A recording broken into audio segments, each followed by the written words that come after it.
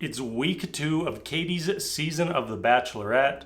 Rumors are that Chris Harrison is officially done with the franchise, so no longer is this the Chris Harrison apology tour. This is the Chris Harrison, how the hell are we going to pay his severance package tour? How ridiculous is that he gets caught up in a scandal that is 100% his own fault, ends up having to leave the franchise, and the franchise has to pay him to get lost. Just absolutely absurd. I feel like Chris Harrison has milked this franchise enough at this point. Time to just let that die. So moving forward, no more Chris Harrison. I don't know if you noticed, there was a new voice for the next week on The Bachelor. I have no idea whose voice it is. If you know, please let me know because I would love to know. But anyways, without further ado, let's get into tonight's episode. I don't know about all of you, but the first thing that caught my attention this episode was just how few of the guys I remembered.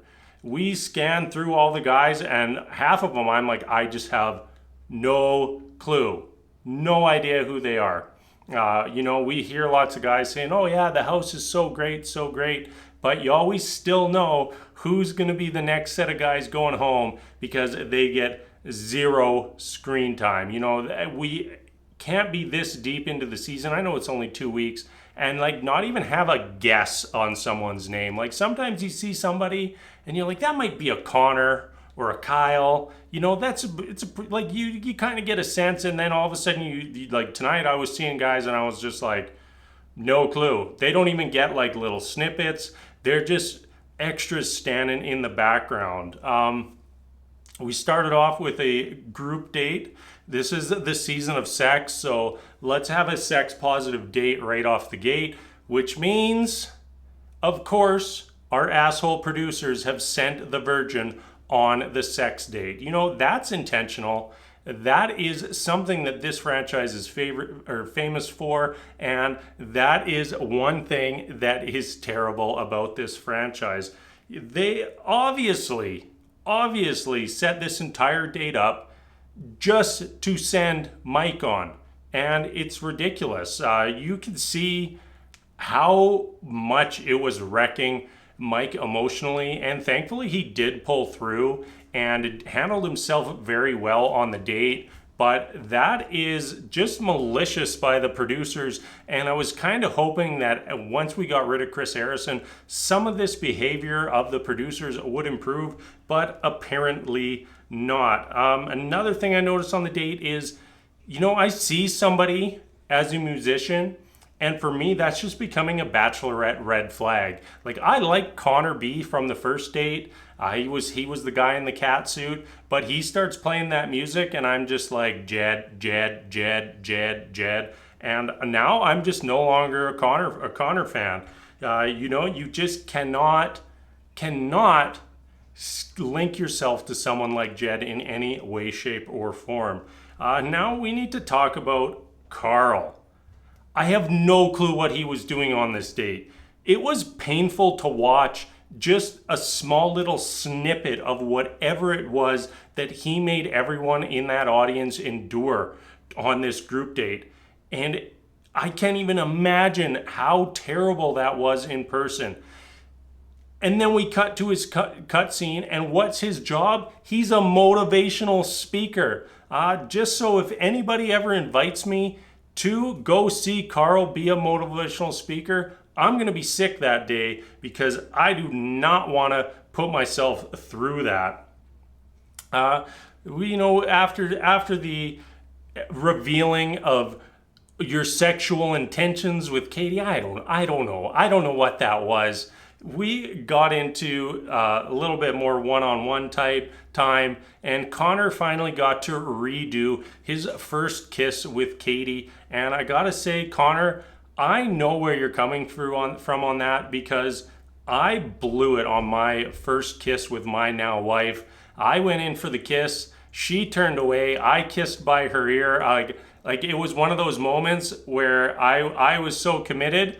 I was like, you know what, screw it, I'll just go for it. And I just did a loud kiss noise right by her ear, and at that point I thought things were done. But she did give me a redo on that first kiss, and here we are years later, still together. Where am I? Lost. So Carl sits down for his one-on-one. This is like, Carl's now become the villain of the season.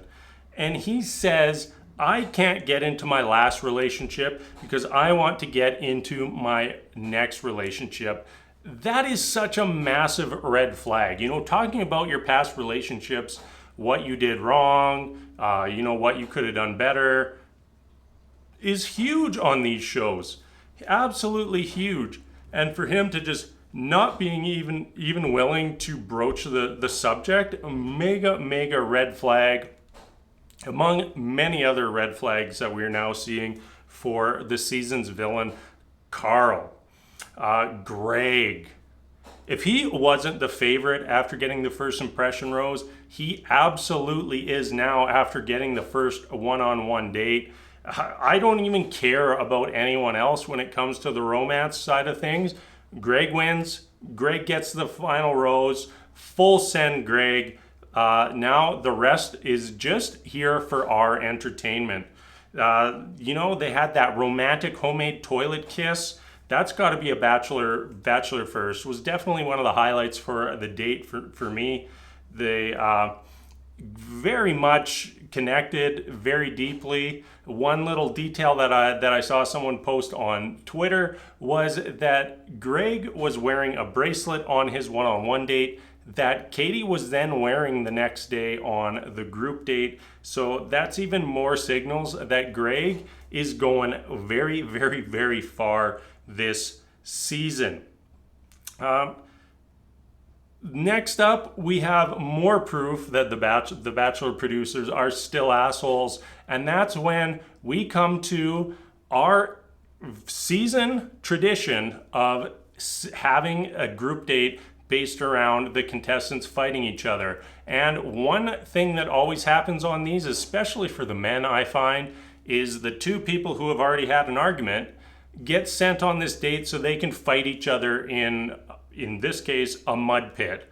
It's absolutely ridiculous. It's like the lowest brow of TV production and just totally unnecessary. The date in general is unnecessary. We don't need to send grown men to go literally fight over getting some extra time with a woman. It's just absolutely barbaric, archaic, whatever you want to call it, and totally unnecessary. It made me 100% believe that the producers knew exactly what the situation was between Aaron and Cody before the season started, and this was planned right from the start. Even last week, Cody getting that rose, you just knew that that's the producer's choice. That's not Katie's choice. That's the producer's choice to keep him around for more drama. But thankfully, we got the Aaron and Cody drama to come to a close, and I thought it was very interesting. Like, Aaron kind of laid out his point of view. You know, he had reasons, he had some defense for his positions, and then we cut to Cody, and Cody immediately just starts denying everything before he even knew what had been said. Already just denying things, red flag. And then second, every one of his answers felt rehearsed, and he just exhibited zero emotion. How do you exhibit zero emotion in that situation? Like, hey, you're on this TV show to fall in love. Someone has just questioned you as a person, questioned your character, and you're just like, I don't know what he's talking about. I don't know what he's talking about. Never met the guy in my life. And then he goes and talks to Aaron, and I don't remember the exact wording, but basically said, like, why couldn't you just keep your mouth shut? And it's like, what? Just absurd, and good riddance, Cody. So now, after we're getting to the end of 2 weeks of Katie's, I'm safe to feel comfortable announcing that we now officially have more romance in this season than we did all of last year for Matt James a season that was just completely derailed by drama and toxicity. So at least Katie is giving us that, which I think many of the fans out there have been desperate to see in this franchise for a long, long time. Hopefully that continues for the rest of the season, because I want to see love, not drama. Lastly, we need to talk a little bit more about Carl. As I said earlier, he's definitely quickly becoming the villain of the season. And tonight at the start of the rose ceremony, to me, he was, you smelt it, you dealt it personified. You know, Katie opens the door to kind of say like, hey, I want to know what's going on in the house. I want to know if somebody's a bad apple. You know, we just saw Cody get sent home after Aaron brought things up. You know, it wasn't even Aaron bringing things up. Katie asked about it.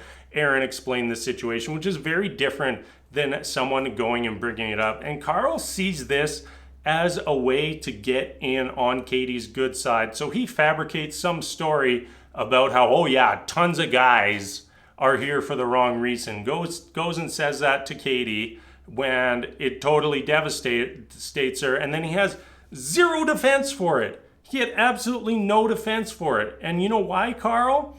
That's because you're the one who's here for the wrong reasons. You're here to promote yourself, promote your motivational speaking, and to, you know, get yourself some more money outside the show. It's just ridiculous. And now at this point with Carl, we are just waiting for him to be done and to get sent home. All right, everybody, that's where I'm going to wrap things up for this week. We kind of got a little bit of a cliffhanger here, so we'll start next week with a rose ceremony where we send a bunch of no-names home to then get into more of the drama that Carl is starting to manufacture for us this season. As always, thank you so much for watching, and until next week, we'll see you later.